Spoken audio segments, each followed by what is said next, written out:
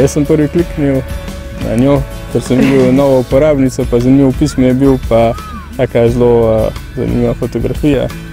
Taka umetniška izgledala, ker je sončna svetloba obsijala njene valovite lase. Sicer zdaj ne vi to, ampak drugače ima ful valovite. Že samo sporočilo in fotografija, ki je bila taka unikatna in se razlikovala od drugih, tudi samo vprašanje je bilo res izvirno in se je videlo, da je prebral moj opis in je točno me zelo dobro poznal, tako da zelo hitro sva se pokonektala in se začela pisati. Mislim, da jaz, ker je glih v moji bližini je bil en ful dober koncert in se mi je zdelo primerno, da mu omenim, če ga slučajno zanima in je bil takoj za, tako da so se pol dobila pri meni na Koroškem na koncertu. Neuradno povabilo, ki pol se šlo nekako uradno. Tako so prišla v bar, sem se naročil jabolčni sok, pa je na takrat prinesel jagodni.